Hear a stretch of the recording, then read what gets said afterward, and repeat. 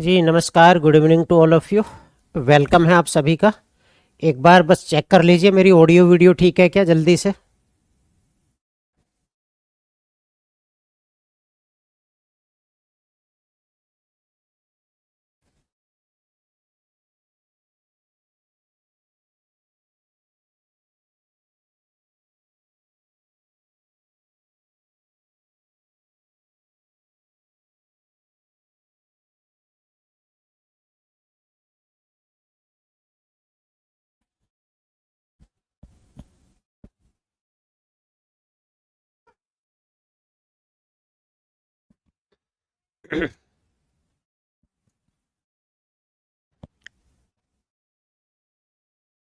कितनी क्लास और होंगी आईएनएम की?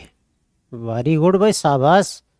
मतलब अभी जुम्मा जुम्मा 4 दिन हुए नहीं आपकी क्लास को शुरू हुए, और आपको जो है ख़त्म करवानी है। बहुत बढ़िया भाई, वेरी गुड।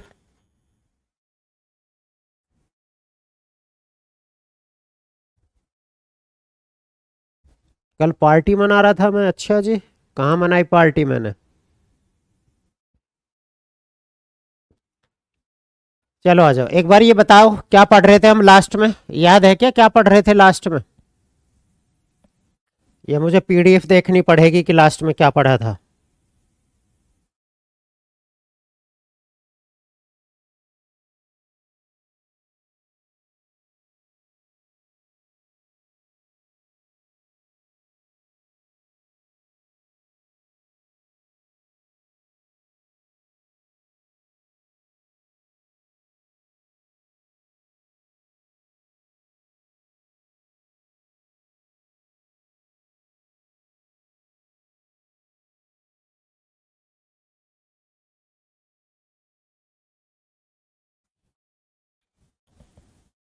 पहले ये बताओ।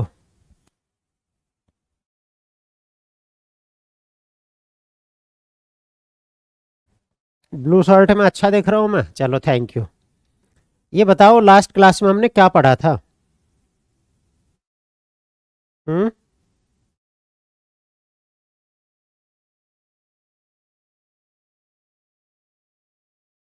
बताओ जरा, लास्ट क्लास में बताओ क्या पढ़ा था।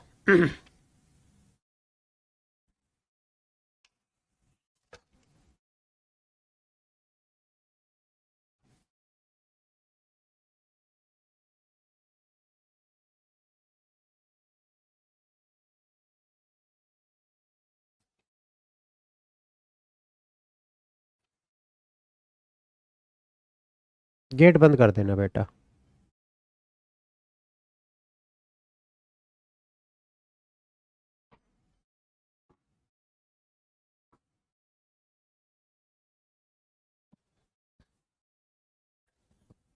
अच्छा, स्थानीय शासन पढ़ा था, ठीक है। आपकी बात आई ना, अब बात समझ में आई ना। स्थानीय शासन पढ़ रहे थे हम, यानी कि कुल मिलाकर लोकल गवर्नमेंट्स पढ़ रहे थे। तो आपने कहा कुल मिलाकर हम डेवलपमेंट ऑफ लोकल गवर्नमेंट पढ़ रहे थे, यानी कि स्थानीय शासन का विकास। डेवलपमेंट ऑफ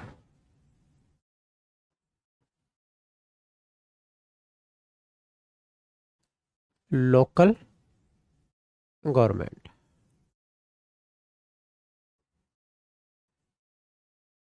यानी कि स्थानीय सरकार या स्थानीय शासन का विकास। ये पढ़ा था ना। इसमें हमने कुछ पढ़ लिया था, स्थानीय शासन या सरकार का विकास। ये वाला टॉपिक चल रहा था, है ना। इसमें हमने कुछ पढ़ भी लिया था शायद। ठीक। ठीक, ये चल रहा था, हाँ जी। सेना नीति के बाद एक दूसरा टॉपिक स्टार्ट हो गया था, वो हम पढ़ रहे थे। तो स्थानीय शासन की हम बात कर रहे थे। स्थानीय शासन का जो है हमने विकास पढ़ लिया था। और हमने विकास पढ़ा कि भाई 1687 में मद्रास नगर निगम बन गया, फिर 1726 में जो है कलकत्ता बन गया, फिर 1793 का जो है एक चार्टर एक्ट आया। तो इतनी चीज़ें हमने पढ़ ली थी, ठीक है। इतनी चीज़ें हमने पढ़ ली थी। उसके आगे हम बात करते हैं कि क्या पढ़ना। तो अगर हम बात करें तो सबसे पहले आप देखें, देखो, एक 1861 का जो है एक इंडियन काउंसिल एक्ट आया था। अगर मैं बात करूं, एक 1861 में अगर आप बात करें तो आपने कहा एक इंडियन काउंसिल एक्ट आया था। Indian council act. तो इंडियन काउंसिल एक्ट कब आया था? तो आपने कहा यहां, यानी कि भारतीय परिषद अधिनियम आया था। भारतीय परिषद अधिनियम। तो भारतीय परिषद अधिनियम की अगर मैं बात करूं तो कब आया था? तो आपने कहा 1861 में आया था। तो 1861 में जो है भारतीय परिषद अधिनियम यानी कि इंडियन काउंसिल एक्ट आया। इसमें क्या हुआ था? इसमें अगर मैं बात करूं तो जो वैधानिक केंद्रीयकरण, भाई अगर हम यहां बात करें तो प्रधान जो पंचायती राज की आप बात करते हो, पंचायती राज है क्या? वो डिसेंट्रलाइजेशन ही तो है। अगर मैं बात करूं तो विकेंद्रीकरण की तो बात कर रहे हैं हम कि वैधानिक जो है केंद्रीयकरण है। तो आपने कहा अगर मैं बात करूं तो इसकी मैं बात करूं तो इसमें क्या हुआ था? तो वैधानिक विकेंद्रीकरण की शुरुआत हुई। विकेंद्रीकरण, तो वैधानिक विकेंद्रीकरण की जो है नीति आई, यानी कि आप कह सकते हो कि पॉलिसी ऑफ, तो आपने कहा पॉलिसी ऑफ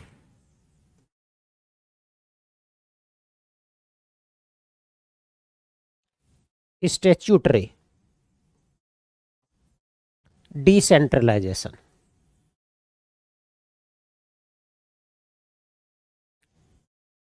यानी कि जो पंचायती राज या स्थानीय जो शासन होता है ये क्या होता है? ये विकेंद्रीकरण होता है। विकेंद्रीकरण का मतलब होता है शक्तियों का बंटवारा करना। भाई अभी तक किसी के एक के पास थे, अभी तक गांव के प्रधान का जो काम है वो सारा जो है राज्य सरकार कर रही थी। अब हमने शक्तियों को बांट दिया कि भैया जिले में ये काम करवाएंगे, शहरों में ये काम करवाएंगे, ब्लॉक में ये काम करवाएंगे, गांव में ये काम करवाएंगे। तो हम क्या काम कर रहे हैं? शक्तियों को जो है बंटवारा कर रहे हैं। तो अगर हम यहां बात करें तो शक्तियों का जो है बंटवारा कर रहे हैं, यानी कि विकेंद्रीय विधिकरण की जो है शुरुआत कर रहे हैं। इसके बाद क्या हुआ? इसके बाद जो है अगर मैं बात करूं तो 1870 में, इसके बाद 1870 में अगर आप देखें तो लॉर्ड मेयो का नाम सुना आपने? जिनके काल में पहली जनगणना हुई थी 1872 में, पढ़ा आपने? तो इनके काल में अगर मैं बात करूं तो 1870 में आप देखें, 1870 में तो लॉर्ड मेयो का जो है एक प्रस्ताव आता है, एक लॉर्ड मेयो का जो है प्रस्ताव आता है इसी पर लेकर, विकेंद्रीकरण पर लेकर। तो 1870 में अगर मैं बात करूं तो आपने कहा 1870 में जो है लॉर्ड मेयो का जो है एक प्रस्ताव आता है, और किसको लेकर आता है?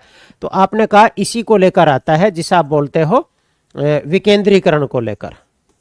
तो विकेंद्रीकरण को लेकर, और विकेंद्रीकरण को लेकर भी कौन सा? तो आपने कहा अगर मैं इसमें और जोड़ दूं तो आप कहोगे वित्तीय विकेंद्रीकरण को लेकर, फाइनेंशियल डिसेंट्रलाइजेशन को लेकर। तो वित्तीय विकेंद्रीयकरण, पहले समझ लो इसे क्या है, समझ लो ध्यान से। मैं कह रहा हूं कि स्थानीय शासन क्या होता है? तो स्थानीय शासन होता है कि स्थान विशेष के लोग ही उस सरकार में, उस शासन में शामिल होंगे और अपने लिए विकास के प्रोग्राम और विकास की नीतियां बनाएंगे। लेकिन विकास की नीतियां बनाने के लिए पैसा भी तो चाहिए। पैसा कहां से आएगा? तो ये लॉर्ड मेयो जो प्रस्ताव रखेंगे ये अब इस पैसे का ही जुगाड़ करेंगे कुछ, कि कहां से जो है जुगाड़ होगा। तो बाद में जब 1861 का एक आपने इंडियन काउंसिल एक्ट कभी पढ़ा हो, नहीं पढ़ा हो तो मैं बता रहा हूं, लॉर्ड कैनिंग उस समय जो है गवर्नर जनरल हैं, वायसराय हैं, वो एक पोर्टफोलियो सिस्टम लेकर आएंगे जो आज हमारे पास होता है ना, कि ये स्वास्थ्य मंत्री हैं, ये फाइनेंस मिनिस्टर हैं, ये जो है गृह मंत्री हैं, ये जो है रेलवे मिनिस्टर हैं। इस तरह से जो मंत्रियों का जो पहली बार आया, जो मंत्रिमंडल पद्धति आई, वो पहली बार 1861 के एक्ट में ही आई। हमने अभी पढ़े नहीं है, इस बार हमने पॉलिटी में राष्ट्रपति से शुरुआत की है, तो हमने पढ़े नहीं है अभी तक। जब पढ़ेंगे तब हम समझेंगे ना। तो अगर मैं बात करूं, रुकैया बेगम जो कह रही हैं कि सर बीपीएससी 3.0 देना है, तो यहां कहीं को अटकी हुई हो आप रुकैया बेगम, आप जो है 3.0 वाले रिकॉर्डेड बैच में पहुंच जाइए ना, वहां सारी चीजें हैं, उन्हें पढ़िए सीक्वेंस में आप। ठीक। तो अगर हम यहां बात करें तो 1870 में लॉर्ड मेयो का प्रस्ताव आया वित्तीय विकेंद्रीकरण को लेकर। अब इन्होंने क्या कहा, इस प्रस्ताव को ही तो हमें पढ़ना है, ये प्रस्ताव क्या था। तो इस प्रस्ताव में अगर मैं बात कहूं तो भाई आप एक बात बताओ, अगर गांव में कोई सरकार बनेगी लाइक एज प्रधान या सरपंच, तो वो अपना कुछ काम तो करेंगे। अब काम करने के लिए पैसा कहां से आएगा? पैसा भी तो चाहिए। तो उस पैसे की बात बताई जा रही है। तो इन्होंने कहा कि लोकल टैक्स लगा लो, स्थानीय कर, है जी। तो इन्होंने कहा कि स्थानीय कर लगा लो, यानी कि लोकल टैक्स लगा लो। तो स्थानीय कर, और जो है अगर मैं बात करूं तो केंद्रीय कोष से जो है धन। ये कहा कि इन्हें जो पैसा दिया जाए वो किससे दिया जाए, तो एक तो भैया इन्हें अगर मैं बात करूं तो एक तो इन्हें टैक्स लगाने का राइट दिया जाए, टैक्स लगाने का राइट जो है दिया जाए, और दूसरा जो सेंट्रल फंड है उससे जो है दिया जाए। तो आपने कहा कि by local tax, local tax and central fund, central fund, ठीक। तो लोकल टैक्स और सेंट्रल फंड से इन्हें पैसा दिया जाए। और जो सड़क है, जैसे विषय है, मान लो सड़क है, शिक्षा है, ये किसे दे दो, तो ये प्रांतीय सरकारों को सौंप दो। जैसे मान लो सड़क बनानी है, सड़क बनानी है, शिक्षा का जो है काम करना है, ये सारे जो है किसे सौंप दो, ये प्रांतीय सरकारों को सौंप दो, यानी कि जो प्रांत की सरकारें हैं वो काम करेंगी इन्हें। तो प्रांतीय सरकार इन्हें काम देखें, तो जो प्रांतीय सरकार होंगी वो इन कामों को देखें। वो अगर मैं बात करूं तो इसकी भी बात करूं।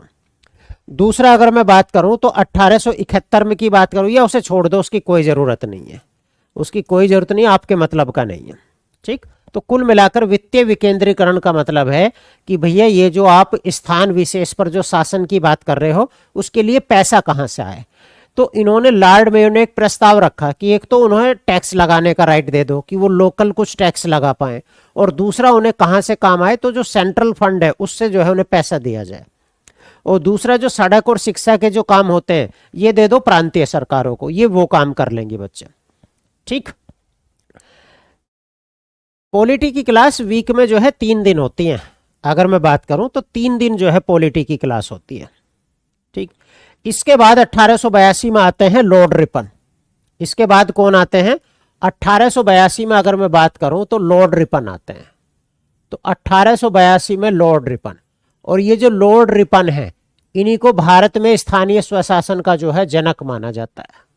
तो सबसे आसान और सबसे ज्यादा क्वेश्चन पूछा जाने वाला इस टॉपिक से तो क्या है, स्थानीय स्वशासन का जो जनक माना जाता है इन्हीं को कहा जाता है। तो ये जो एक प्रस्ताव लेकर आएंगे उस प्रस्ताव को ही हम क्या बोलते हैं, उसी को हम बोलते हैं रिपन प्रस्ताव। क्या बोलते हैं, रिपन प्रस्ताव। तो जो इनका प्रस्ताव है उसे हम क्या बोलते हैं, तो उसे बोलते हैं लॉर्ड रिपन प्रस्ताव, लॉर्ड रिपन प्रस्ताव।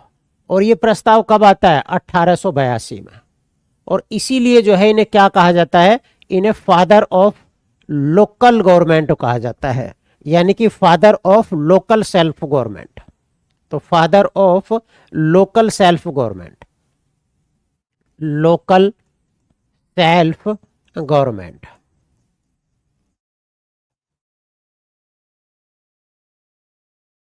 तो इन्हें कहा जाता है स्थानीय स्वशासन का जनक।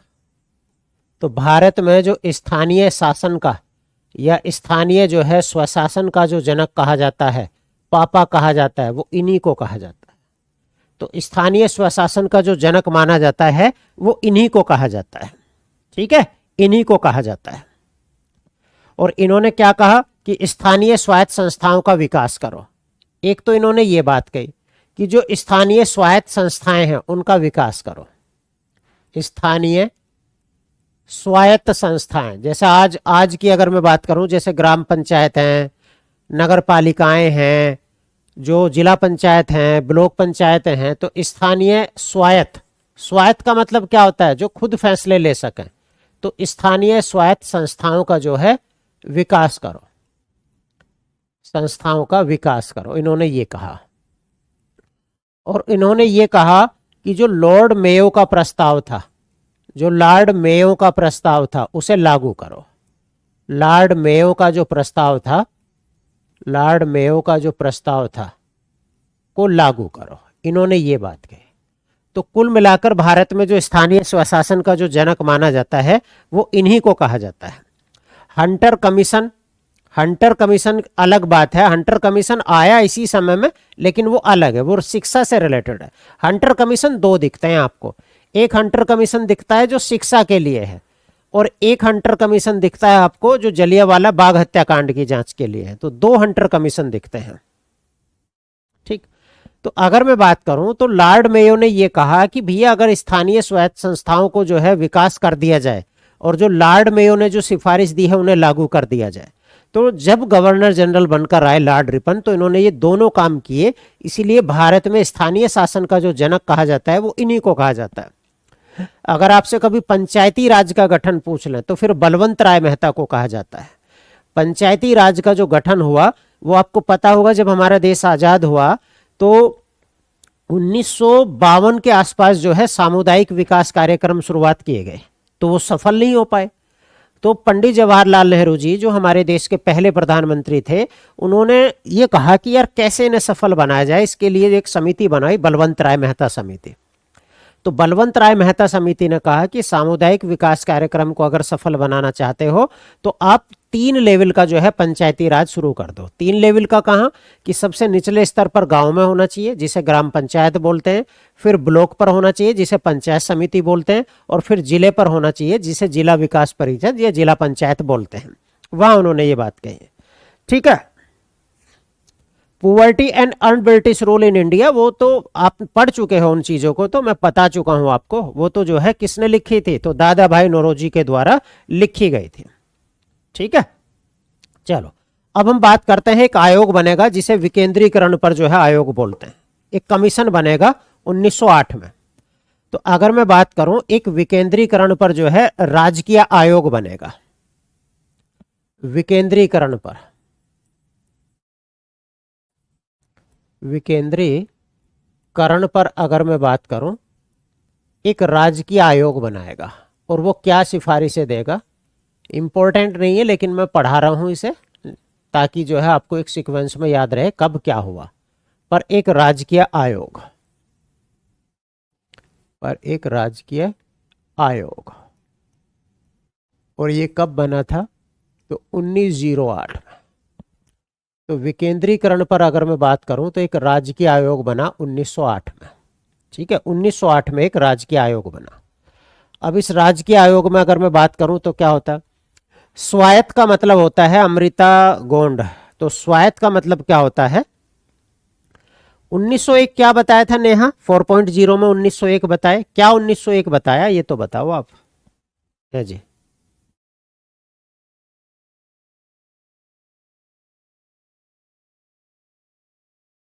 है जी।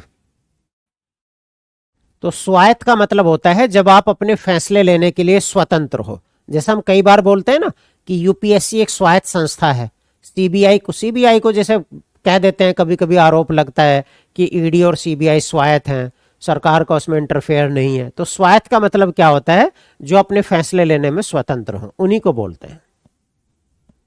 ठीक।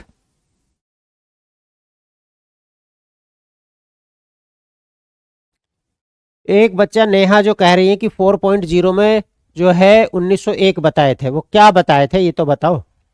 तो आपने कहा विकेंद्रीकरण पर एक राजकीय आयोग बना 1908 में। इन्होंने क्या कहा, इन्होंने कहा कि धन की कमी है। इन्होंने कहा कि धन की जो है कमी है, बहुत ज्यादा कमी है धन की। तो ऐसे में क्या किया जाए, तो धन की कमी है, ये जो है सबसे बड़ी समस्या है। तो पैसा कहां से लाएं, आपने जो है स्थानीय शासन की बात तो कर रहे हैं लेकिन धन की तो कमी है, पैसा कहां से लाएं। तो ये सबसे बड़ी समस्या जो थी क्या थी, वो यही थी। ठीक है, तो धन की कमी जो है सबसे बड़ी समस्या थी। इन्होंने कहा कि इसलिए जो है आय के सोर्स होने चाहिए। इन्होंने कहा आय के जो है स्रोत होने चाहिए। भाई अगर आय के स्रोत होंगे यानी कि सोर्स ऑफ इनकम होंगे तो उससे कुछ इनकम होगी जिससे जो है वो बेचारे काम करेंगे। तो सोर्स ऑफ इनकम की बात करूं मैं, सोर्स ऑफ इनकम, कि सोर्स ऑफ इनकम जो है होना चाहिए, कुछ ना कुछ सोर्स के जो है इनकम बनाओ। तो इन्होंने कहा कि सोर्स के इनकम बनाओ, तो पहली पॉइंट तो ये कहा इन्होंने। दूसरा कहा कि सोर्स के जो है इनकम बनाओ। तीसरे पे इन्होंने कहा कि जो है कुछ कार्य किए जाए। और कार्य क्या होंगे, कार्य की अगर मैं बात करूं, कि वर्क की अगर मैं बात करूं, तो उसने क्या कहा, उसने ये कहा कि भैया शिक्षा, शिक्षा यानी कि एजुकेशन, शिक्षा यानी कि एजुकेशन पर काम करें, ये स्वास्थ्य यानी कि हेल्थ पर काम करें। ये सिफारिशें दी जा रही हैं। अब इनमें से कौन सी सिफारिशें लागू होंगी उसकी हम बात करेंगे। यानी कि हेल्थ पर जो है काम करें। दूसरा अकाल सहायता, अगर मैं बात करूं कि जब अकाल पड़ जाए, फेमाइन पड़ जाए, तो अकाल के समय जो है इनकी सहायता होनी चाहिए। तो आपने कहा फेमाइन की अगर मैं बात करूं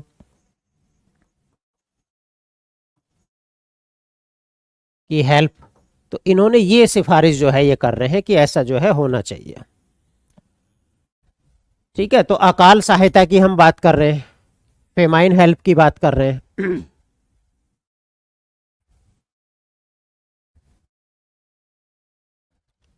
और अगर मैं बात कहूं तो आप कहो कि इन सिफारिशों को, तो आप कहो इन सिफारिशों को,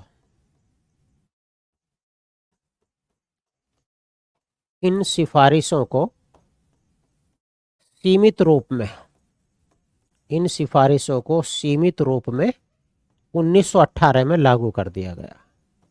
सॉरी, 1918।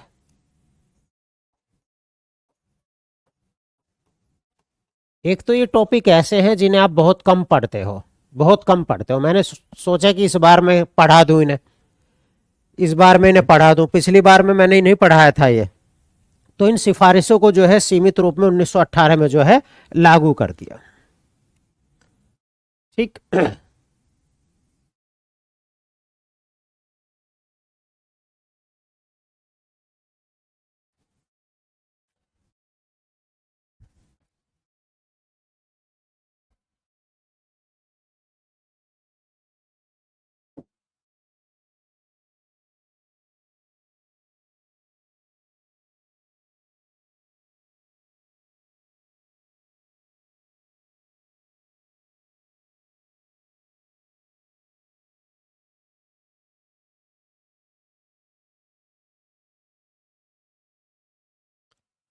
चलो, बस एक पॉइंट जो है और याद रख लेना इसका, भारत सरकार अधिनियम, गवर्नमेंट ऑफ इंडिया एक्ट।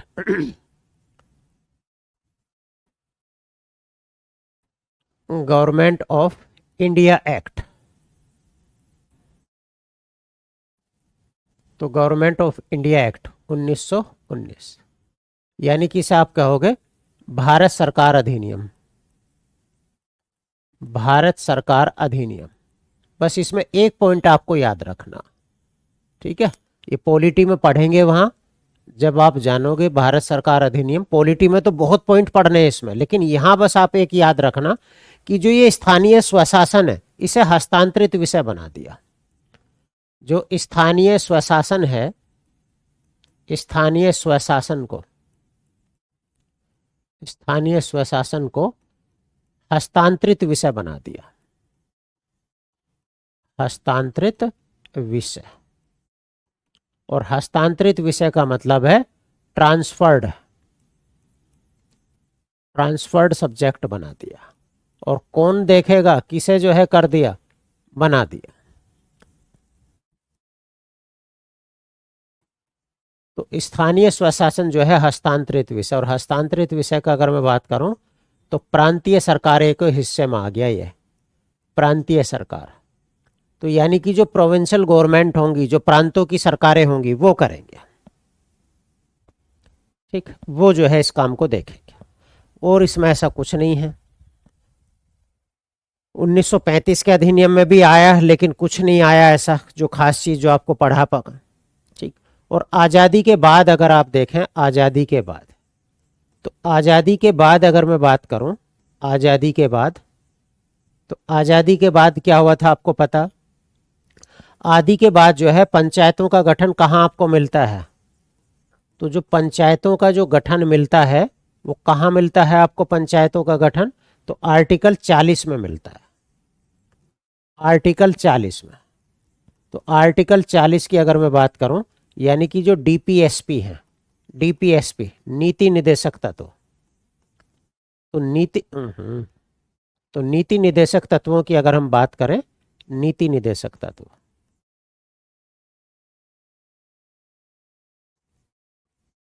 नीति निदेशक तत्व, तो डीपीएसपी की हम बात करें आर्टिकल 40। तो पंचायतों के गठन की हम बात करें आर्टिकल 40 यानी कि डीपीएसपी। ठीक, तो पंचायतों का गठन। और इसके बाद अगर मैं बात करूं तो आपको पता है संवैधानिक दर्जा कब दिया गया था इन्हें, तो आपने कहा संवैधानिक दर्जा कब दिया गया, तो संवैधानिक दर्जा जो दिया गया वो कब दिया गया था, तो आपने कहा संवैधानिक दर्जा जो दिया गया था कॉन्स्टिट्यूशनल, वो 73वां संविधान संशोधन, एक तो 73वां संशोधन हुआ था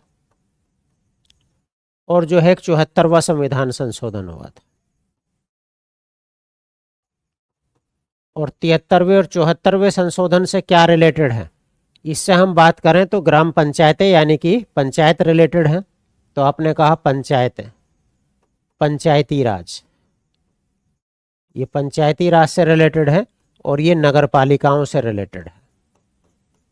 ये किससे रिलेटेड है, तो आपने कहा नगर पालिका से रिलेटेड है। ये दो चीजें आपको याद रखना बस, और कुछ याद नहीं रखना। अब अगर मैं बताऊं ना आपको क्या क्या पढ़ना है इसमें, अगर मैं आपको बताऊं कि आपको क्या पता रहना चाहिए इसमें जो है कुछ जरूरत नहीं है आपको, ना तो ये पढ़ना ना ये पढ़ना, यहीं से तो हमने शुरुआत किया।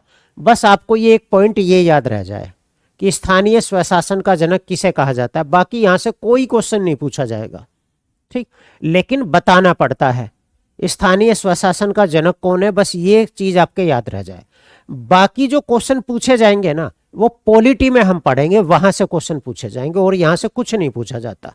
ज्यादा से ज्यादा ये क्वेश्चन पूछा जा सकता है आर्टिकल 40 वाला कि पंचायतों का जो गठन है वो कहाँ है, तो पंचायतों का जो गठन है आर्टिकल 40 ये गांधीवादी विचारधारा है, यानी कि गांधी जी जो है पंचायतों के बड़े समर्थक थे।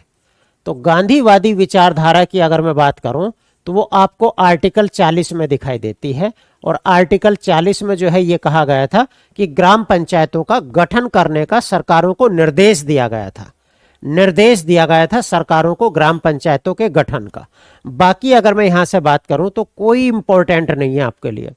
जो अभिषेक कुमार वर्मा पूछ रहे हैं गवर्नमेंट ऑफ इंडिया एक्ट 1919 फिर से समझा दीजिए, मैं केवल ये कह रहा हूं कि वहां क्या हुआ, स्थानीय स्वशासन को हस्तांतरित विषय बना दिया। पहले वो आरक्षित विषय हुआ करता था, अब उसे हस्तांतरित विषय। 1919 के एक्ट में आपको पॉलिटी में इतना पढ़ना है बहुत ज्यादा। 1919 के एक्ट को मॉन्टेग्यू चेम्सफोर्ड बोलते हैं। यहां प्रांतों में जो है द्वैध शासन यानी कि डायरकी सिस्टम लागू कर दिया, यानी कि विषयों को दो हिस्सों में बना दिए, कुछ विषय आरक्षित विषय कर दिए, कुछ विषय जो है हस्तांतरित विषय कर दिए। और अगर मैं बात करूं तो इन्हीं का 1919 के एक्ट में यह प्रावधान लाया गया कि पहली बार भारत और लंदन में दोनों में एक साथ जो है कराई जाएगी परीक्षा, सिविल सर्विस की परीक्षा एक बार कराई जाएगी।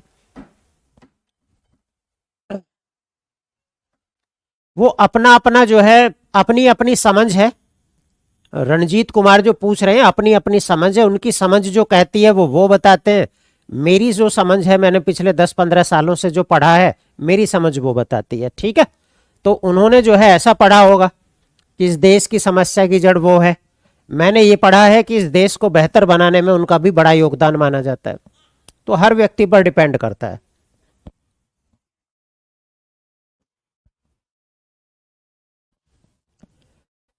ठीक है,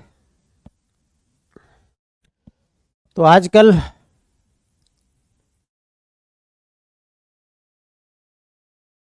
फेसबुक और व्हाट्सएप से तो सभी सस्ता ज्ञान प्राप्त कर लेते हैं।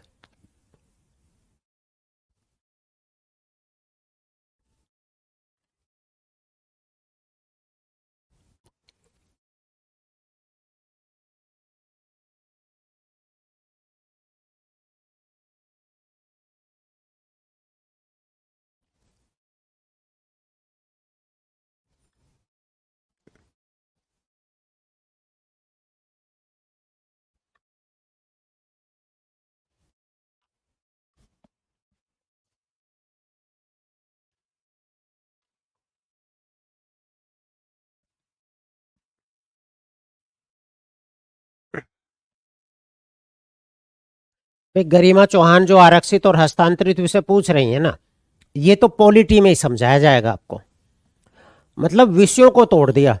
जैसे अब हम देखें, मैं थोड़ा सा बता देता हूं क्या होता है।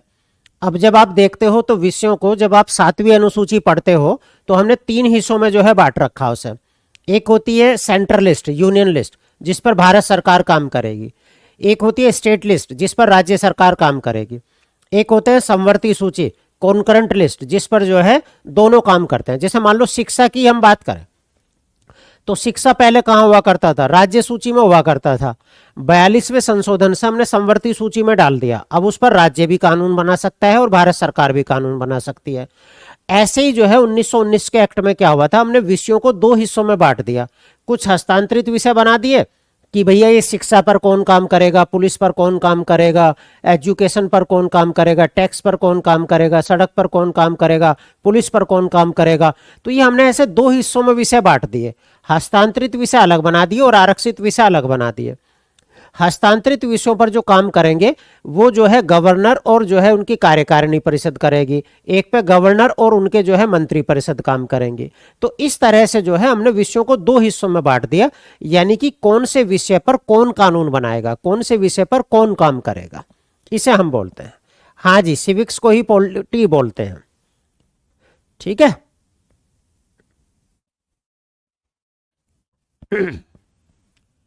चलो थोड़ा सा पढ़ो। अब देशी रियासत हेतु प्रशासन देखते हैं। अगर मैं बात करूं तो देशी रियासतें हेतु प्रशासन,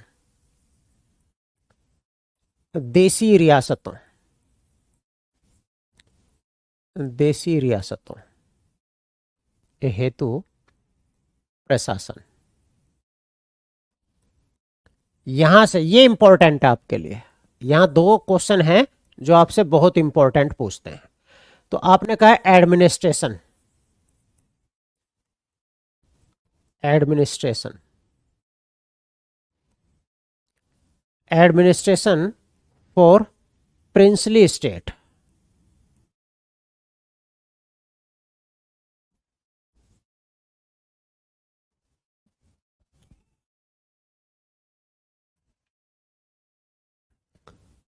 ठीक। तो यहां से दो चीजें आपको पता होनी चाहिए जो पूछा जाता है। ठीक है, तो ये दो चीजें हैं जो आपसे पूछे जाने चाहिए, पूछ लेते हैं। तो अगर मैं पहले की बात करूं तो एक पूछा जाता है नरेंद्र मंडल। तो पहला क्या पूछा जाता है, नरेंद्र मंडल, नरेंद्र मंडल। तो इसी को बोलते हैं कि चैम्बर ऑफ नरेंद्र या चैम्बर ऑफ प्रिंस। ठीक है, तो नरेंद्र मंडल कहें या इसे नरेश मंडल भी बोलते हैं। नरेश मतलब राजा वाला मंडल, तो इसे क्या बोलते हैं इंग्लिश में, चैम्बर ऑफ प्रिंस बोलते हैं, चैम्बर ऑफ प्रिंस। बड़े इंपॉर्टेंट क्वेश्चन है दोनों। ठीक है, तो चैम्बर ऑफ प्रिंस। और दूसरा पूछते हैं बटलर समिति। क्या पूछते हैं, बटलर समिति, बटलर समिति।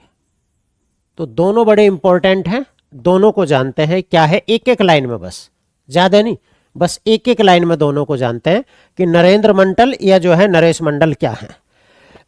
ठीक, तो अगर मैं इसकी बात करूं तो आपने कहा कि 1921 में, अगर मैं बात करूं 1921 में, 1921 में जो ब्रिटिश सम्राट थे वो कौन थे।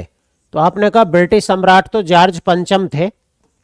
ब्रिटिश सम्राट जो थे इस समय वो कौन थे, तो आपने कहा जॉर्ज पंचम थे, जॉर्ज पंचम। बस ऐसे लिख दूं जॉर्ज पंचम, समझ जाओगे। और अगर मैं इस समय वायसराय की बात करूं तो वायसराय कौन थे, तो आपने कहा 1921 में तो चेम्सफोर्ड थे, लॉर्ड चेम्सफोर्ड। तो चेम्सफोर्ड जो है इस समय अगर मैं बात करूं तो वायसराय थे। तो 1921 में जो है नरेंद्र मंडल या नरेश मंडल जो है बनाया गया। और ये क्या था, जो रियासतें थी, जो ब्रिटिश कालीन जो रियासतें थी, जो देसी रियासतें थी, उन्हें एक मंच प्रदान करना है बस। ठीक, तो आपने कहा कि ब्रिटिश कालीन देसी रियासतों को, जो मैं अब लाइन लिख रहा हूं ये नहीं पूछी जाएगी, ये पूछी जाती है नरेश मंडल या नरेंद्र मंडल कब जो है गठित हुआ, तो 1921 में। या जब नरेंद्र मंडल गठित हुआ तो उस समय ब्रिटेन के सम्राट कौन थे, जॉर्ज पंचम। या जिस समय नरेंद्र मंडल गठित हुआ उस समय भारत के वायसराय कौन थे, तो चेम्सफोर्ड। तो आपने कहा कि ब्रिटिश कालीन भारतीय रियासतों को, ब्रिटिश कालीन भारतीय रियासतों को, भारतीय देसी रियासतों को, भारतीय देसी रियासतों को, भारतीय देसी रियासतों को एक विधानमंडल रूपी मंच देना, को एक विधानमंडल, को एक विधानमंडल एक विधान मंडल रूपी, एक विधान मंडल रूपी मंच प्रदान करना, मंच प्रदान करना। ये ठीक। निचले वाली लाइन अगर चाहें तो आप छोड़ सकते हैं, कोई जरूरत नहीं है। बस ये याद रखना, नरेंद्र मंडल, ये नरेश मंडल कब गठित हुआ? 1921 में। नरेंद्र मंडल के गठन के समय भारत के सम्राट कौन थे? जॉर्ज पंचम। नरेंद्र मंडल के गठन के समय भारत के वायसराय कौन थे? चेम्सफोर्ड। कभी कभी अगर क्वेश्चन को टफ बनाएगा तो क्वेश्चन को पूछ सकता है नरेश मंडल के गठन का उद्देश्य क्या था, ये आपसे क्वेश्चन पूछ सकता है, तो वहां ये आपको याद रहनी चाहिए, नीचे वाली लाइन। तो नरेश मंडल के गठन का उद्देश्य क्या था? ताकि भारतीय देशी रियासतों को अपनी बात रखने के लिए एक मंच प्रदान किया जा सके। ठीक है, मंच प्रदान किया जा सके, ये आपको याद रखना। ठीक। बस जो पूजा वर्मा पूछ रहे हैं कि हिस्ट्री में 1857 की क्रांति के बाद का पढ़ाओ, सिर्फ वही चलेगा अब। ठीक है, अब वही चलेगा, अब वही चलेगा। दूसरा अगर मैं बात करूं बटलर कमेटी की या बटलर समिति की मैं बात करूं, ठीक, तो बटलर समिति की अगर मैं बात करूं तो 1927 में ये जो समिति आई, ये 1927 में आई। 1927 में ये क्वेश्चन कई बार पूछा गया। और एक व्यक्ति थे जिनका नाम था सर हार्टकोर्ट, सर हार्टकोर्ट, बटलर की अध्यक्षता में, बटलर की अध्यक्षता में, इनकी अध्यक्षता में अगर मैं बात करूं तो ये बटलर समिति आई। इसका क्या उद्देश्य है? अगर आपसे क्वेश्चन पूछ लें कि बटलर समिति क्या है, क्या काम करना है बटलर समिति का, अगर मैं, ठीक, तो अगर मैं बटलर समिति की बात करूं सर हार्टकोर्ट बटलर की अध्यक्षता में, तो वो क्या काम करते हैं? देखो, एक तो थी परम सत्ता, यानी कि सुपरमेसी जो पावर थी, जिसे हम ब्रिटिश बोलते हैं, अंग्रेज बोलते हैं, और एक है देसी रियासत है, ये जो प्रिंसली स्टेट है। इन दोनों के बीच में संबंध कैसे बेहतर बनाया जाए, इसके लिए ब्रिटिश समिति बनी। तो ब्रिटिश समिति की अगर मैं बात करूं तो कैसे बने, तो मैंने कहा कि एक तो ब्रिटिश सत्ता है यानी कि परम सत्ता है, और दूसरी अगर मैं बात करूं तो एक है जिसे आप बोलोगे देसी रियासत है। तो उन दोनों के बीच संबंध कैसे बेहतर बने, तो ये यही बताया गया। ठीक, तो अगर हम यहां बात करें तो आपने कहा परम सत्ता, परम सत्ता या सर्वोच्च सत्ता, और कौन थे? तो परम सत्ता या सर्वोच्च सत्ता, तो ये कौन थे? तो आपने कहा अंग्रेज, ये अंग्रेज थे। और दूसरी अगर मैं बात करूं, जो देसी रियासतें थी, प्रिंसली स्टेट थे, जो राजा होते थे, जैसे आप पढ़ते हो ना कि जब हमारा देश आजाद हुआ था तो लगभग 562 या 562 देसी रियासतें थी, जिनमें 15 अगस्त 1947 से पहले लगभग सारी आ गई थी, लगभग लगभग, बस 3 में दिक्कत हुई थी, जम्मू कश्मीर में और जूनागढ़ में और जो है हैदराबाद में। ठीक, तो अगर मैं बात करूं परम यानी कि सर्वोच्च सत्ता अंग्रेज और देसी रियासतों के बीच, देसी रियासतों के बीच संबंधों के निर्धारण हेतु, संबंधों के निर्धारण हेतु, यानी कि संबंधों को बेहतर बनाना है, तो कैसे बनाया जाए, इसी के लिए जो है ये समिति बनाई गई थी, बटलर समिति। और आपको कुछ याद नहीं रखना इसमें, ठीक है, कुछ याद नहीं रखना। हाँ जी बिल्कुल, अंशिका मौर्य जो पूछ रही हैं कि आईएनएम, अगर केवल आईएनएम, आईएनएम 8 या 9 वीडियो पढ़ी है ना, 8 या 9 क्लास पढ़ी हैं आईएनएम, आईएनएम की जनरल पेपर की टीआरई 3.0 में, आप उन्हें भी देख सकते हैं। उसमें मैंने कुछ ज्यादा नहीं करवाया, केवल वही करवाए हैं जो आज तक बिहार ने आईएनएम से रिलेटेड कुछ भी पूछा है, वही मैंने वहां करवाया। तो अब कभी आप कहें कि कुछ स्पेशल पढ़ाया, तो ऐसा कुछ नहीं है।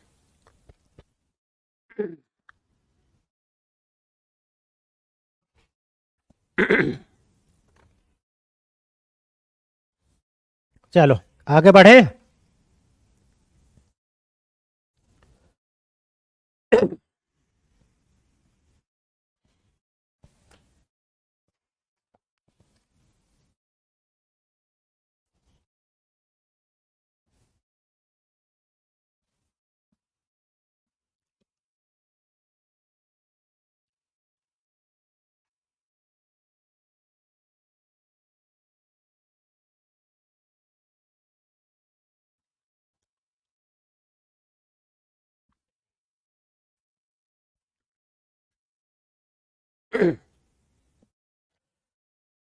रंजीत कुमार ही थे ना जो अभी नेहरू का कमेंट कर रहे थे।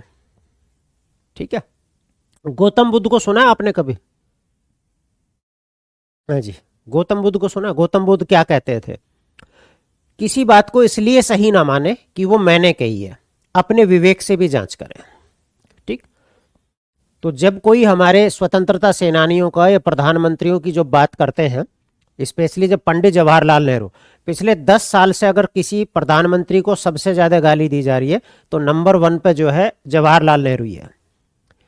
वो जवाहरलाल नेहरू है क्योंकि उन्हें आधुनिक भारत का निर्माता माना जाता है। अब आधुनिक भारत के निर्माता की छवि जब खराब होगी तभी तो कोई ऊपर पहुंचेगा। तो कोई लगा पड़ा है उन्हें 10 साल गाली देने में और उसमें कोई पीछे नहीं है। ठीक, वो ज्यादा दे रहे हैं जिन्हें कुछ नहीं पता नेहरू के बारे में, ऊट पटांग बातें बस।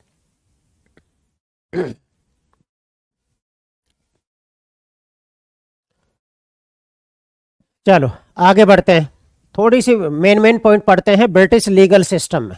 तो ब्रिटिश कालीन न्याय व्यवस्था की हम बात करते हैं। ब्रिटिश कालीन, तो ब्रिटिश कालीन न्याय व्यवस्था, तो ब्रिटिश कालीन न्याय व्यवस्था की अगर हम बात करें तो British legal system,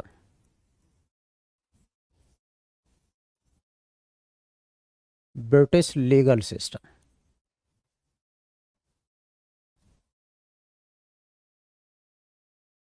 British legal system की हम बात करते हैं। ठीक है, तो ब्रिटिश लीगल सिस्टम की हम बात करते हैं।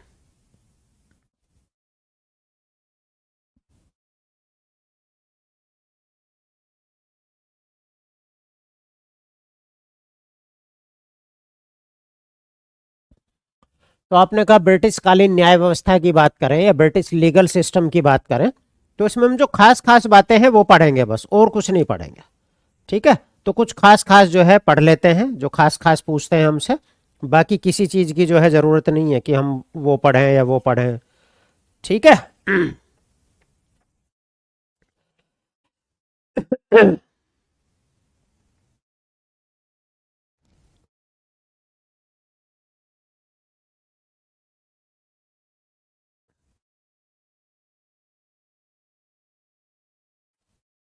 तो सबसे पहले हम इसमें देखते हैं वारेन हेस्टिंग्स के द्वारा जो सुधार किए गए। तो सबसे पहले देखते हैं कि जो वारेन हेस्टिंग्स हैं वो क्या सुधार कर रहे हैं इसमें। तो वारेन हेस्टिंग्स द्वारा सुधार यानी कि रिफॉर्म की बात करते हैं, द्वारा जो है सुधार यानी कि रिफॉर्म की बात करते हैं कि वो क्या क्या सुधार करेंगे।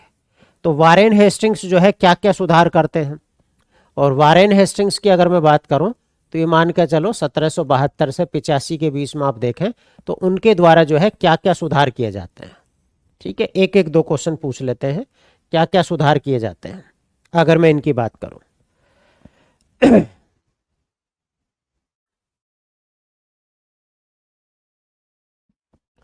तो आपने कहा वारेन हेस्टिंग्स द्वारा जो है क्या सुधार किया गया, तो इन्होंने जो न्यायिक संरचना थी, जो जुडिशियल स्ट्रक्चर थी, उसमें जो है कुछ सुधार किए गए।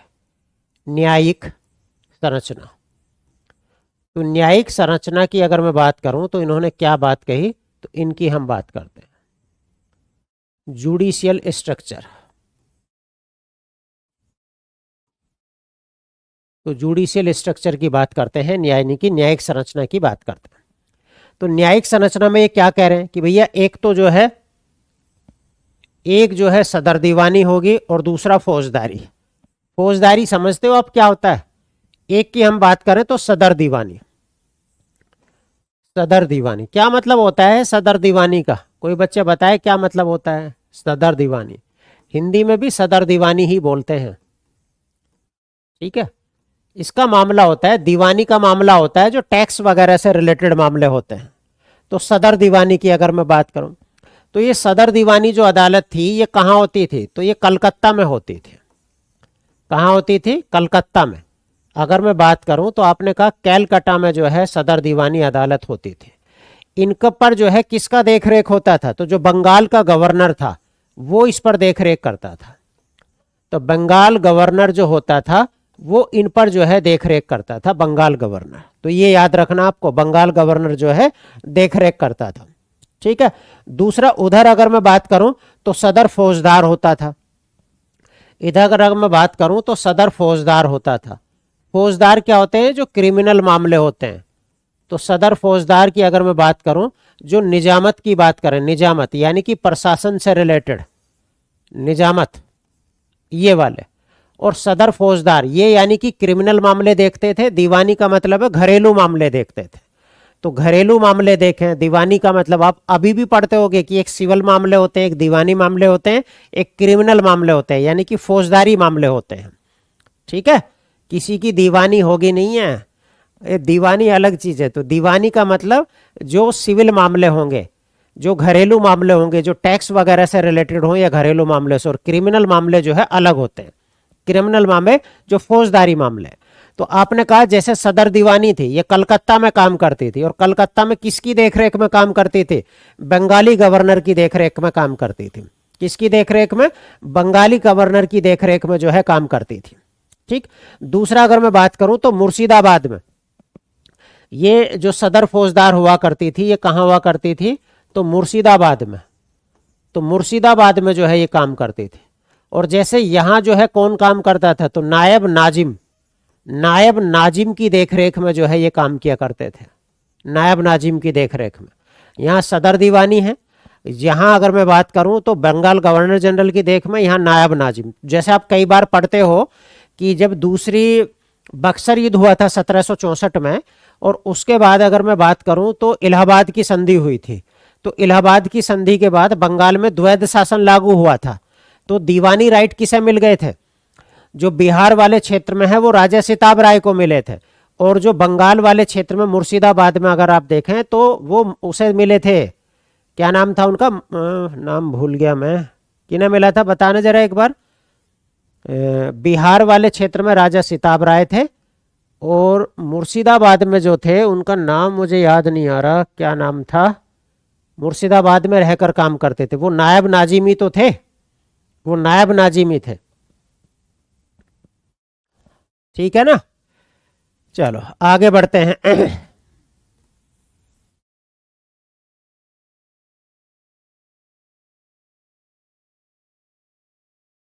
और एक याद रख सको तो याद ऐसा याद रख लेना, ये जो ये मामले देखे जाते थे ये मुस्लिम कानून के अनुसार देखे जाते थे। ये मुस्लिम कानून के अनुसार देखे जाते थे। मुस्लिम जो कानून होते थे या मुस्लिम जो विधि होती थी उसके अनुसार जो है ये मुकदमे सुने जाते थे। और ये मुकदमे जो है दोनों के अनुसार सुने जाते थे, मुस्लिम विधि और हिंदू विधि दोनों के तहत देखे जाते थे। मुस्लिम विधि और हिंदू विधि दोनों के तहत जो है सुने जाते। जो गांव के अधिकतर मुकदमे होते थे गांव से रिलेटेड, वो हिंदू विधि के तहत सुने जाते थे। और अगर मैं बात करूं, क्या नाम था किसी का आया? नहीं, मलिक जानी नहीं था। मलिक जानी एक अलग चीज है। मलिक जानी वो हैं जिन्हें पहली बार जो है बिहार का सूबेदार बनाया था इसने, इल्तुतमिश ने। वो मलिक जानी है, वो अलग है, मेरे नाम याद नहीं आ रहा उसका। मोहम्मद रजा खान, मोहम्मद रजा खान नाम है उनका। ठीक।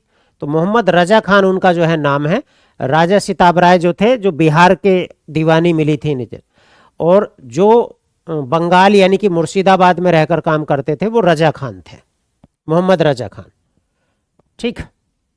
तो ये जो बच्चे पूछ रहे हैं सब नायब नाजिम जो है किसी का नाम है? ये नायब नाजिम पद है। क्या बंगाल का गवर्नर जो है ये कोई नाम है? ये एक पद है, ये भी पद है।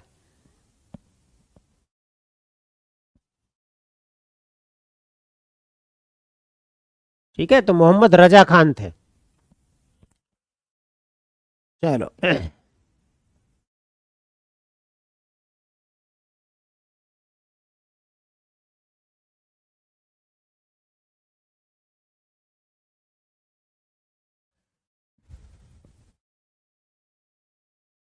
एक चीज बस और याद रख लेना, देखो 1773 का आपने एक रेगुलेटिंग एक्ट पढ़ा होगा। 1773 का एक रेगुलेटिंग एक्ट पढ़ा होगा। अब मैं ये नहीं बताऊंगा कि इसमें बंगाल के गवर्नर को बंगाल का गवर्नर जनरल बना दिया। 1773 का रेगुलेटिंग एक्ट पढ़ते हो। ये नहीं पढ़ाऊंगा मैं तो यहाँ से रिलेटेड पढ़ाऊंगा जो मेरे काम की चीज़ है।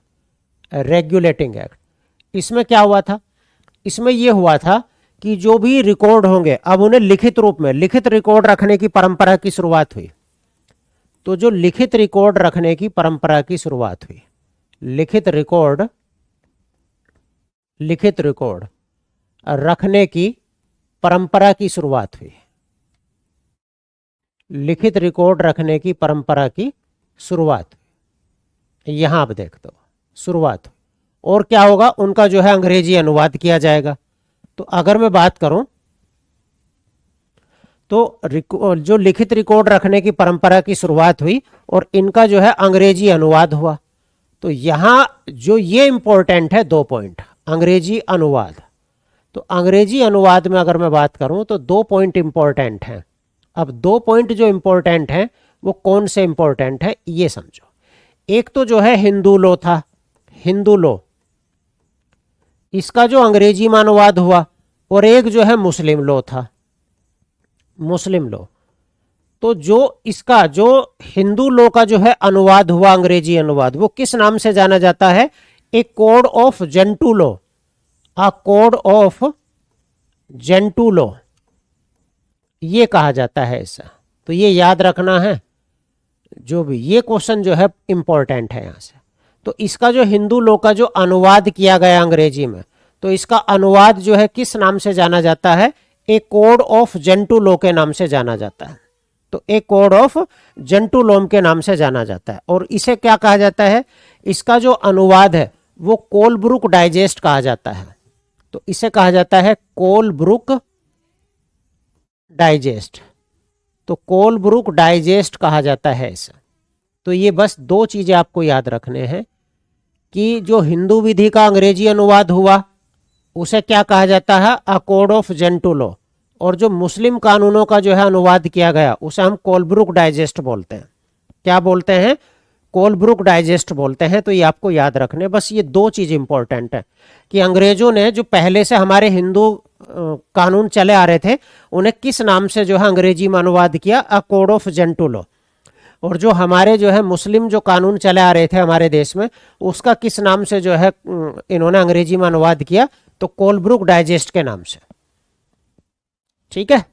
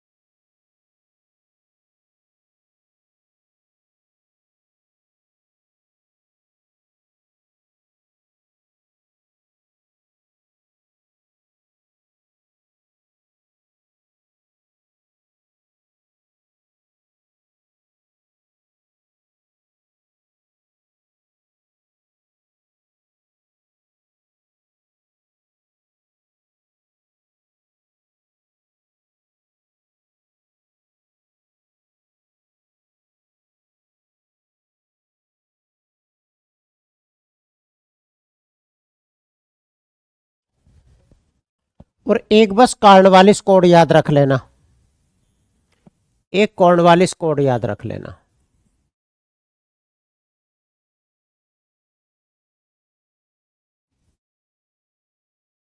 कॉर्नवालिस संहिता याद रख लेना बस एक, कॉर्नवालिस संहिता। और कॉर्नवालिस संहिता का एक तो ईयर याद रखना है, 1793।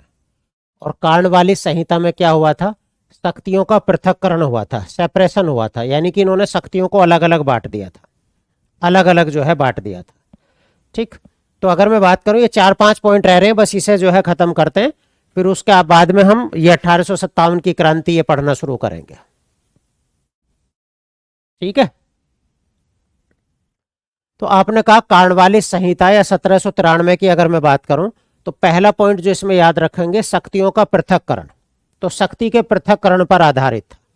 तो आपने कहा शक्ति के पृथक्करण पर आधारित। तो शक्ति का पृथक्करण सिद्धांत पूछ लेते हैं, किसका? कार्नवालिस का। तो शक्ति के पृथक्करण सिद्धांत पर आधारित, पर आधारित।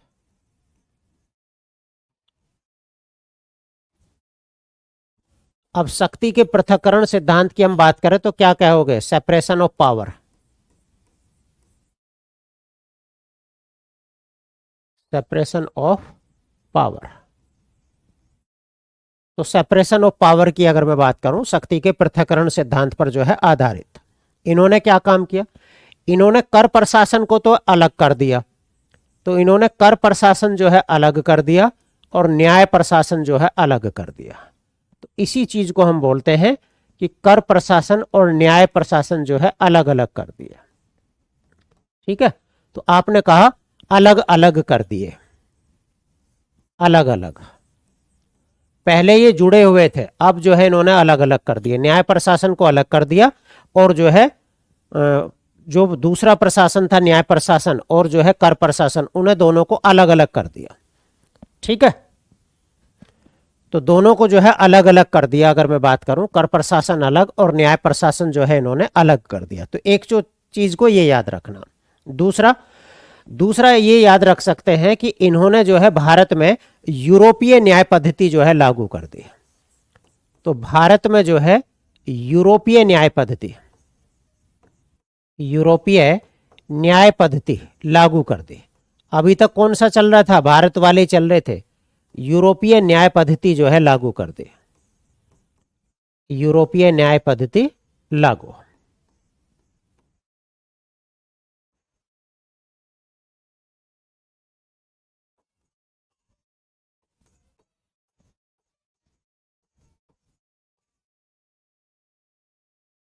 सिस्टम को जो है लागू कर दिया। तो इन्होंने भारत में जो है यूरोपीय न्याय पद्धति को जो है लागू कर दिया। ठीक, और इसमें ऐसा कोई क्वेश्चन नहीं कि जो आपसे पूछा जाए या आपको बताया जाए, बस इतना याद रखना। इसमें क्वेश्चन पूछते हैं शक्ति के पृथक्करण सिद्धांत को किसने लागू किया? कार्नवालिस ने। एक क्वेश्चन पूछ लेते हैं कार्नवालिस संहिता या कार्नवालिस कोड कब आया? तो 1793 में आया। ज्यादा से ज्यादा क्वेश्चन पूछेंगे तो ये पूछ सकते हैं कि भारत में यूरोपीय कानून व्यवस्था को किसने लागू किया? तो कार्नवालिस ने लागू किया। बस इतना इंपॉर्टेंट है आपके लिए और कोई जरूरत नहीं है। हाँ जी, हाँ जी, किस्मती सरोज बिल्कुल देख लो। एक इल्बर्ट बिल विवाद आपको याद रखना। अगर मैं इल्बर्ट बिल विवाद की बात करूं तो एक इल्बर्ट बिल विवाद याद रखना, इल्बर्ट बिल विवाद। तो इल्बर्ट बिल विवाद क्या था, इसे भी आप समझ लो। ये शायद 1882 में आया था। ठीक, इल्बर्ट बिल विवाद कौन आया लेकर आया था? लॉर्ड रिपन लेकर आए थे, लॉर्ड रिपन। तो लॉर्ड रिपन के द्वारा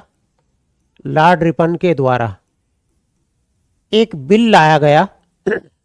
मतलब ये था, मैं आपको बता दूं एक लाइन में, अब तक क्या था, भारतीयों के मुकाबले कोई भारतीय अगर जज है तो वो यूरोपीय अंग्रेजों के मुकदमे नहीं सुन सकता था। अब इल्बर्ट बिल विवाद में ये कहा कि भारतीय जज यूरोपियों के मुकदमे भी सुन सकते हैं। तो उसमें बहुत ज्यादा विवाद हो गया, तो ये बिल वापस लेना पड़ गया। ठीक, तो लॉर्ड रिपन के द्वारा एक बिल लाया गया और इस बिल में क्या कहा गया कि यूरोपियों के मुकदमे, यूरोपियों के मुकदमे, यूरोपियों के मुकदमे की सुनवाई भारतीय जज भी कर सकते हैं, की सुनवाई भारतीय जज भी कर सकते हैं, भारतीय जज भी कर सकते हैं। तो बस ये याद रखना, इसमें कर सकते हैं। तो इसके बाद जो है विवाद हो गया, अंग्रेजों ने जो है विवाद कर दिया, इसका विवाद हो गया, विरोध हुआ, उसका विरोध हुआ और फिर क्या हुआ, यह बिल जो है वापस लेना पड़ गया। तो ये बिल क्या हो गया, वापस हो गया। तो इल्बर्ट बिल विवाद पूछ लें आपसे, तो इल्बर्ट बिल विवाद, इल्बर्ट बिल किसके समय में आया? तो लॉर्ड रिपन लेकर आया 1882 में। क्या था कि अब अंग्रेजों के मुकदमे भारतीय जज भी सुन सकते हैं। पहले नहीं था, भारतीय जजों को अंग्रेजों के मुकदमे सुनने का राइट नहीं था। वो केवल भारतीयों के मुकदमे सुन सकते थे। ठीक, हाँ मुझे भी पता 6 बज गए, मुझे भी पता, बस 2 चीजें और रह रही हैं, उन्हें और मैं लिखवा दूं। ठीक है, तो फिर ये वापस हो गया था। एक आप ऐसा याद रख सकते हो, प्रथम विधि आयोग कब बना था? तो प्रथम विधि आयोग को याद रख लेना। प्रथम विधि आयोग जो कब बना था, तो आपने कहा 1834 में।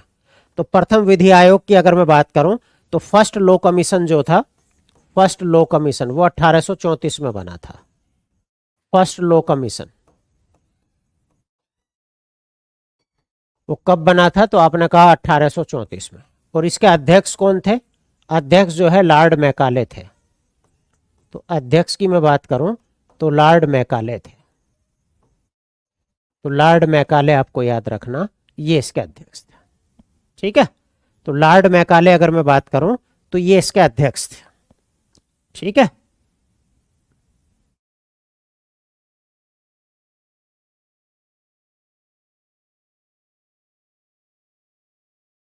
चलो। और लास्ट में बस एक याद रख लेना, ये पढ़ा होगा आपने आईपीसी का भाई। आईपीसी आप बोलते समझते हो क्या है? ये इंडियन पीनल कोड। तो Indian penal code, Indian penal code कब आया था? ये तो अभी भी पढ़ते हो आप, आईपीसी की धारा के तहत मुकदमे चलते हैं। भारतीय दंड संहिता, तो भारतीय दंड संहिता की अगर मैं बात करूं, भारतीय दंड संहिता तो कब आई है? तो आपने कहा 1860 में आई है। एक सीआरपीसी आप पढ़ते हो, सीआरपीसी, तो क्रिमिनल क्रिमिनल प्रोसीजर आप पढ़ते हो, सीआरपीसी भी आप पढ़ते हो, क्रिमिनल प्रोसीजर कोड पढ़ते होगे। ठीक है, तो आपने कहा इसे आप क्या पढ़ते हो? क्रिमिनल, क्रिमिनल प्रोसीजर कोड, ये। और इसका पूरा नाम क्या होता है सीआरपीसी का? तो क्रिमिनल प्रोसीजर कोड भी आप पढ़ते होगे, फौजदारी नियम संहिता। तो इसमें क्या आता है? फौजदारी नियम संहिता। तो ये दोनों आपको याद रखना, ये हमारे देश में आज तक भी चलते हैं।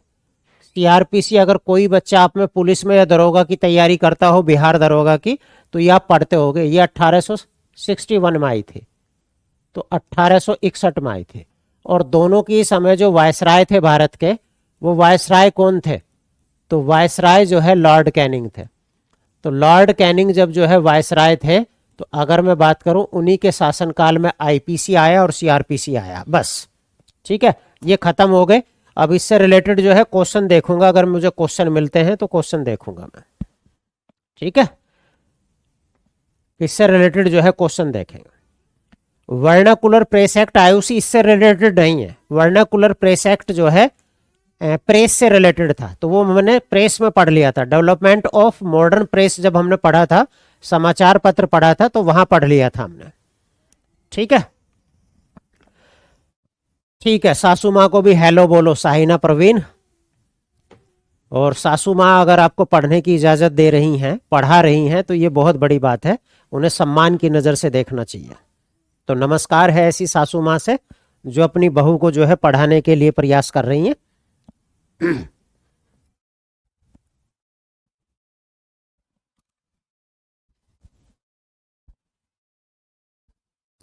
जो एक बच्चे पूछ रहा है गौरव कुमार, सर हाल ही में इनमें बदलाव किया गया है। बदलाव हुआ भी है और बदलाव के कुछ प्रावधान भी चल रहे हैं, क्योंकि जाहिर सी बात है कितने पुराने हैं, तो इनमें जो है कुछ बदलाव की जो है सिफारिश भी है। ठीक, अब जो हमारे चैप्टर शुरू होंगे ना, अब वो आपकी जो है मतलब ऐसे होंगे जो आपने पढ़े उड़े हैं, तो आपको अपने आप ही समझ में आने शुरू हो जाएंगे आराम से। ये थोड़े से मैं मानता हूं कि इनमें थोड़े से को आपको समझने में प्रॉब्लम हुई होगी, क्योंकि ये फैक्चुअल डिटेल है और आप पढ़ते बहुत कम हो, ये टॉपिक आप पढ़ते नहीं हो। तो मैंने सोचा इस बार छोड़ते नहीं है, पढ़ा देते हैं। अब 1857 की क्रांति से जनजातीय आंदोलन, कृषक आंदोलन ये शुरू होंगे, तो अब ये आपने पढ़े हुए हैं, अपने से रीडिंग मार रखी है कुछ को, तो अब वो आपको समझ में आएंगे। ठीक है, तो एक आईपीसी होता है, एक सीआरपीसी होता है।